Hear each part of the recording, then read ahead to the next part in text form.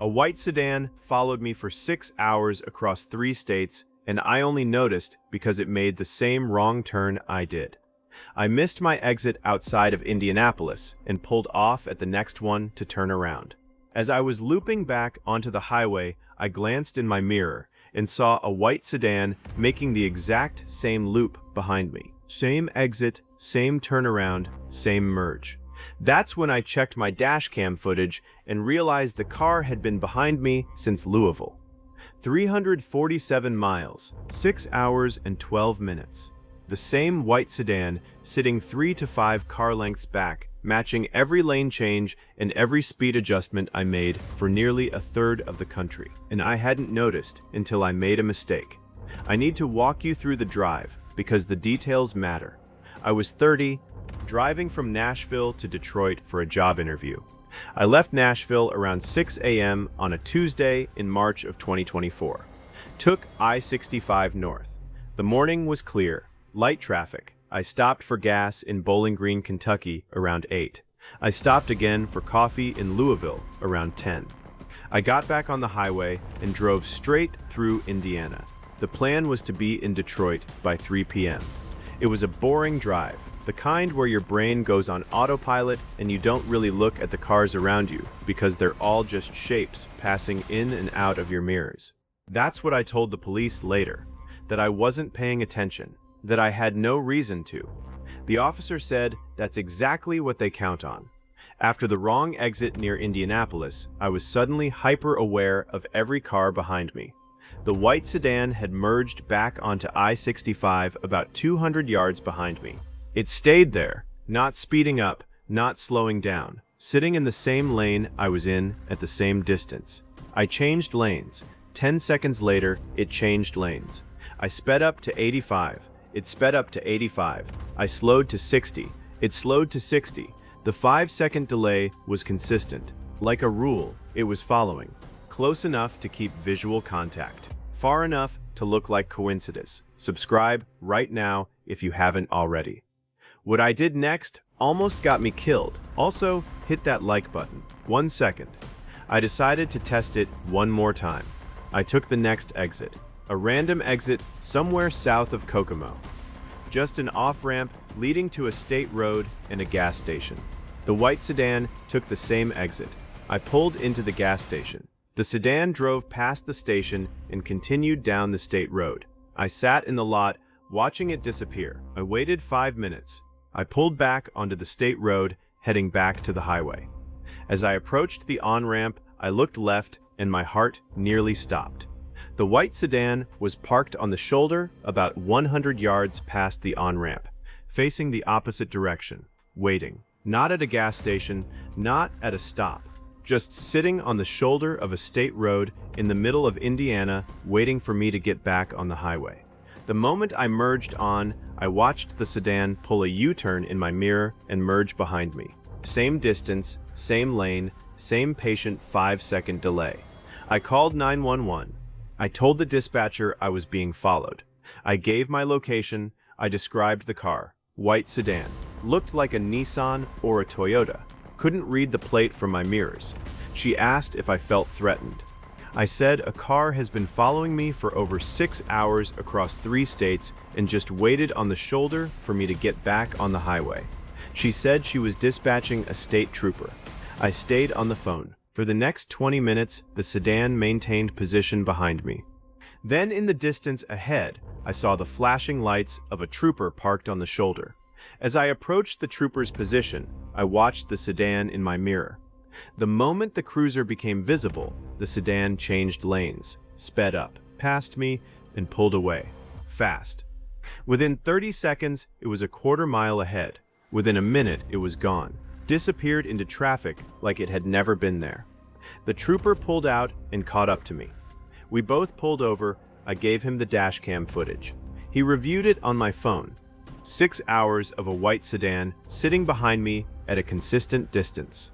He could see the lane changes, the speed matching, the exit, the U-turn on the shoulder. He said he had never seen anything that deliberate. He said in his experience, this level of sustained following was either law enforcement, which he confirmed it was not, or it was pre-operational surveillance for a carjacking or something worse. He said they target long-distance solo drivers on interstate highways because the victim is far from home, far from help, unfamiliar with the area. He said they follow for hours to learn your patterns.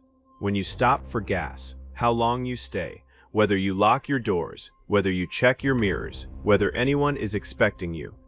He said by the time they followed me for 6 hours, they knew everything about me, my car, my habits, my speed, my blind spots, and they were waiting for the right moment, a quiet rest stop, an empty gas station, a stretch of highway with no other cars. He said when I made the wrong exit and they made the same one, it was probably the closest I came to that moment.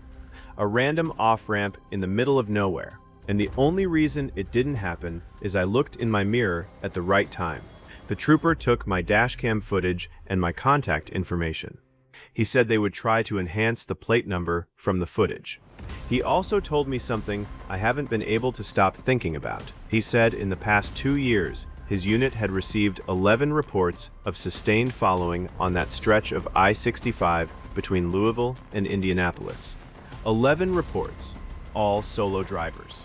All followed for extended distances, all during weekday daytime hours. In 3 of those cases, the driver pulled over at a rest stop or gas station and was approached by 2 men who attempted to get them out of the vehicle under false pretenses. Flat tire, loose bumper, something scraping underneath. The same tactic every time. Get them out of the car, get them away from the door. In one of those 3 cases, the driver was assaulted and robbed. In another, the driver fought back and the men fled. The 3rd case was different. The trooper paused when he got to the 3rd case. He said the driver was a woman traveling alone. He said she pulled into a rest area and the sedan pulled in behind her. He said her car was found at the rest area the next morning. She wasn't in it, her phone, her wallet, her keys, all on the passenger seat. She was found 2 days later in a wooded area 40 miles from the rest stop. He didn't tell me her condition. He didn't need to. I made it to Detroit 2 hours late for the interview. I didn't get the job. I didn't care. I drove home the next day on a completely different route. I took I-75 south instead of I-65. I checked my mirrors every 30 seconds for the entire 5-hour drive. No white sedan. No one followed me, but I'll never know if that's because they gave up, or because they found someone else that day. Someone who didn't make a wrong turn in Indianapolis. Someone who didn't look in the mirror at the right time. Someone who pulled into a rest area instead of calling 911. I think about that person sometimes. I think about them more than I think about myself. I checked into a motel at 1 a.m. because I was too tired to drive, and when I woke up 4 hours later, there was a man sitting in the chair across from my bed, watching me sleep. He wasn't hiding. He wasn't lurking in a corner. He was sitting in the armchair next to the window with his legs crossed and his hands folded in his lap, like he was waiting for a meeting, like he belonged there, like this was something he did. Let me tell you how I ended up in that chair-facing nightmare. I was 33, driving alone from Houston to Little Rock for a family thing, about a 7-hour drive. I left later than I should have, around 8 p.m. By midnight, I was somewhere in East Texas, and I was dangerously tired. The kind of tired where you catch yourself drifting across the rumble strips and jerking awake. I needed to stop. The GPS showed a motel off exit 41 on I-30. Some independent place I had never heard of. I pulled off and checked in. The front desk was a window with a sliding glass partition. The man behind it was older, 60s maybe. He barely looked at me. He slid me a key, an actual metal key, not a card. Room 9, ground floor, end of the building. I parked in front of the door and went inside. If this story is already making you anxious, good, leave a comment and tell me. Have you ever stayed at a roadside motel alone? After this, you might not.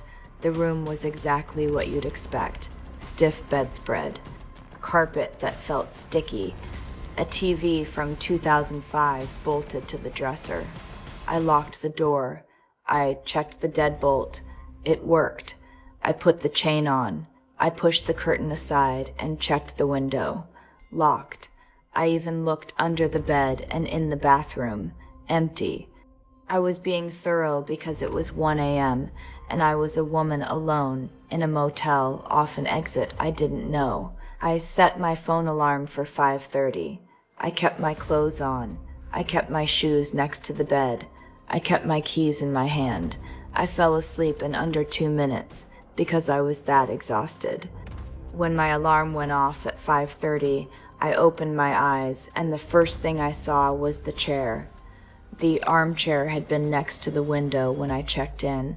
Now it was at the foot of my bed, turned to face me, and a man was sitting in it, middle-aged, thin face, receding hairline, wearing a dark polo shirt and khaki pants. He was looking at me with an expression I will spend the rest of my life trying to forget. It wasn't aggressive. It wasn't hungry. It was calm, observational, like a scientist watching a specimen, like he had been studying me. I screamed. I don't remember deciding to scream. My body just did it. The man stood up immediately, not startled, not panicked, controlled. He raised both hands, palms out, like he was calming a horse. He said, "Don't scream." His voice was soft, almost gentle. That made it worse. I scrambled off the opposite side of the bed, away from him. I was holding my keys between my fingers. My phone was on the nightstand. He took a step toward the door. He unlatched the chain. He opened the deadbolt. He opened the door, and he walked out, calmly, slowly, like he was leaving a room he had every right to be in. I heard his footsteps on the concrete outside, then nothing.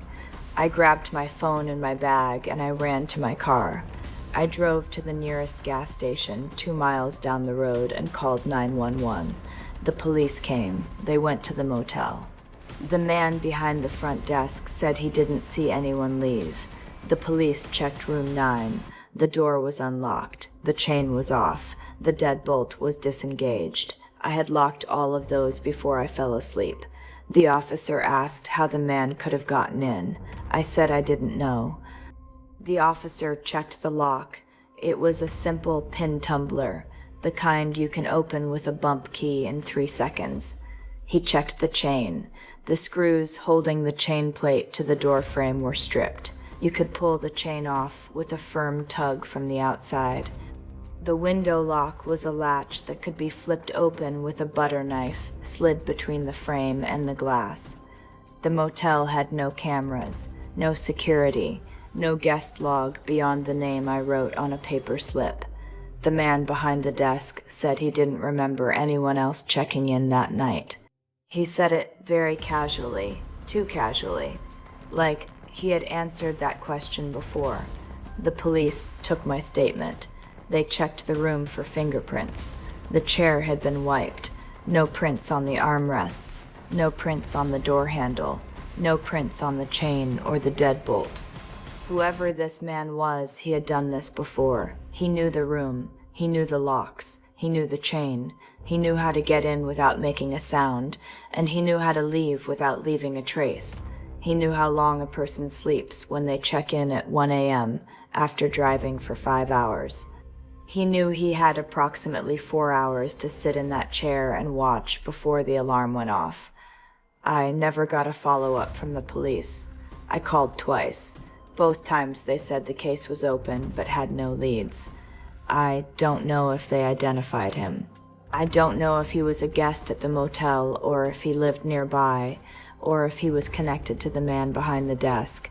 I don't know if room 9 was chosen specifically because it's at the end of the building, farthest from the office, farthest from other guests. The most isolated room in the most isolated motel off the most forgotten exit on I-30.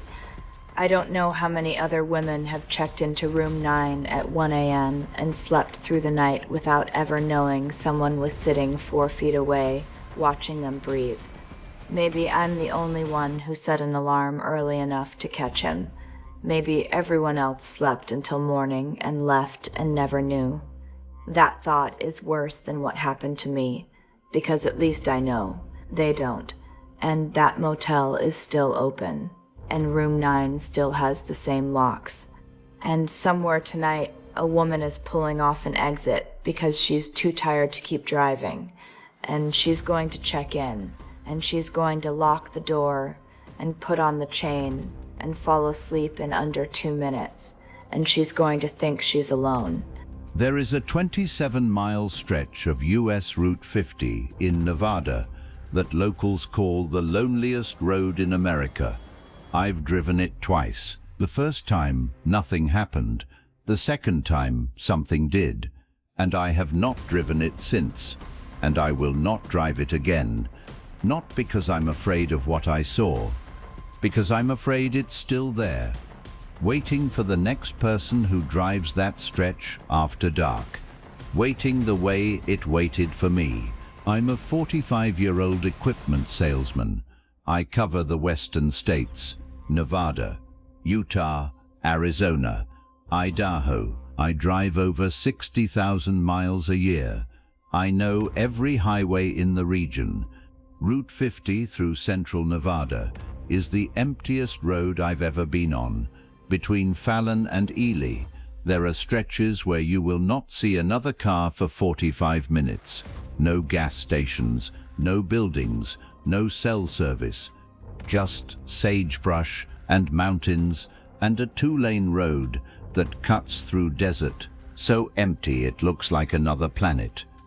During the day, it's beautiful in a harsh way. At night, it's something else entirely. At night, it feels like the edge of the world. Like if you drove off the road and into the desert, nobody would ever find you, because nobody would ever look. The second time I drove Route 50 was in November of 2023. I was heading from Reno to Ely for a client meeting the next morning. I left Reno at 4 p.m. By 7, it was dark. By 8, I was deep into the empty stretch. No moon, no stars, overcast, the kind of darkness where your headlights feel like the only light source in the entire world. I was doing about 70. The road was straight for miles. I was listening to a podcast. Then the podcast stopped. Not paused, not buffered, stopped. The Bluetooth disconnected. My phone showed no connection to the car stereo, even though it was plugged in with a cable. I looked at the phone. No service, obviously, but the Bluetooth is local. It doesn't need cell service. It just stopped. I tried to restart it. Nothing. I unplugged the cable and plugged it back in. Nothing. The car stereo was on, but showing no input. I was driving in complete silence, just the engine and the road and the wind. I figured it was a glitch and focused on driving. About 5 minutes later, my headlights flickered. Not dimmed, flickered. A fast stutter, like a fluorescent bulb, cycling. Then they came back to full brightness. Then they flickered again, longer this time. Maybe 2 seconds of strobing, then steady. I checked my dashboard. Battery gauge normal, engine temperature normal, no warning lights. The headlights flickered a 3rd time and stayed dim, not off, dim, like running on half power. The road ahead went from fully illuminated to a grey strip, disappearing into darkness. I slowed to 40. That's when I saw it.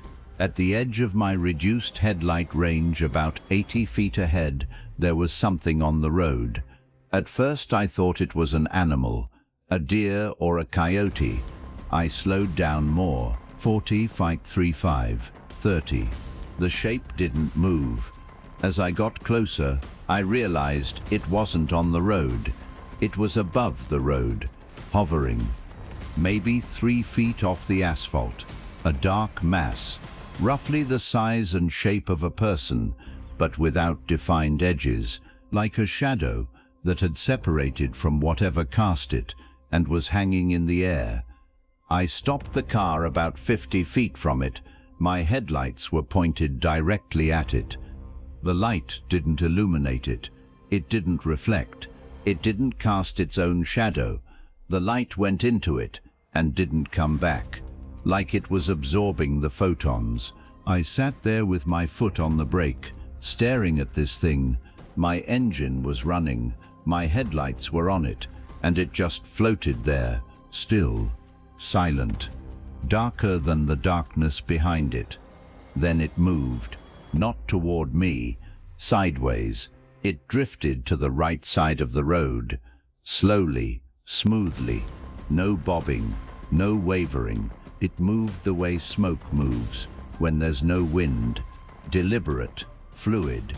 It crossed the shoulder and stopped at the edge of the sagebrush. Then it rose, straight up, 5 feet, 10 feet, 15 feet. It rose until it was above the height of my headlights, and I lost it against the dark sky. Gone. I sat in my car with my hands on the wheel for maybe 3 minutes.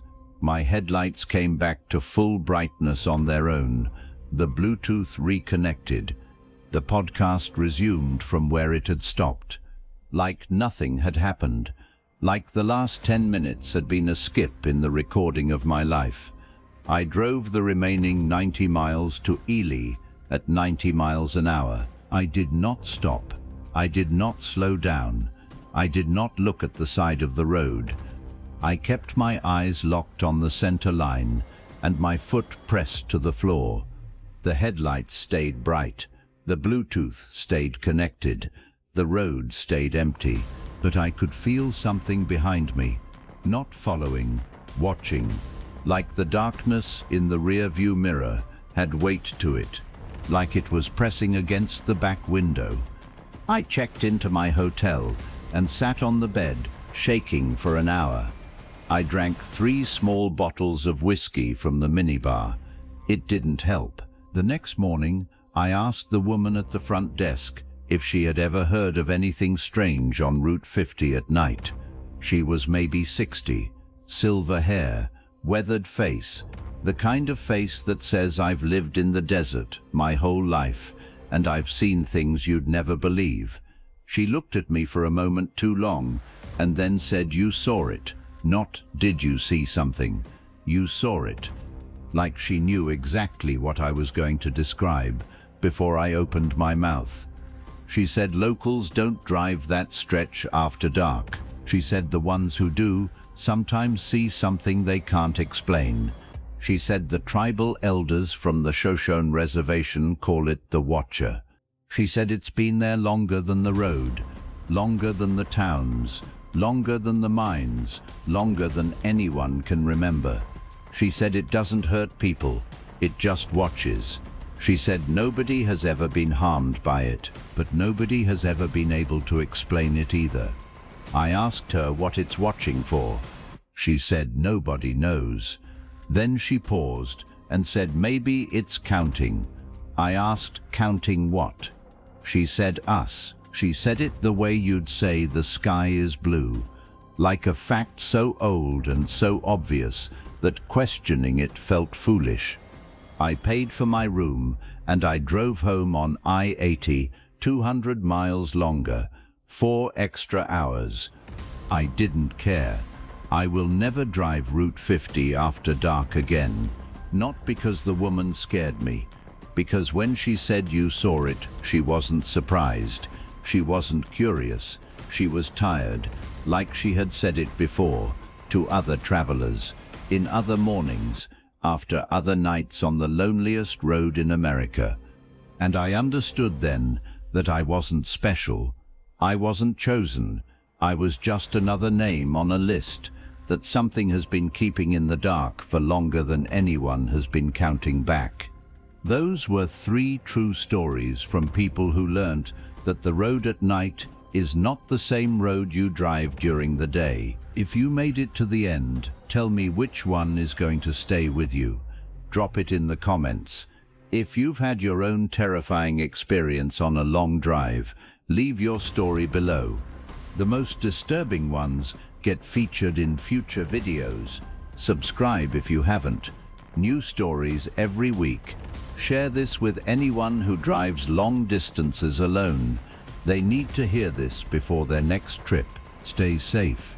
Lock your doors. Check your mirrors. And if your headlights start to flicker on an empty road in the middle of nowhere, don't stop. Whatever is out there is already watching. Don't give it a reason to come closer.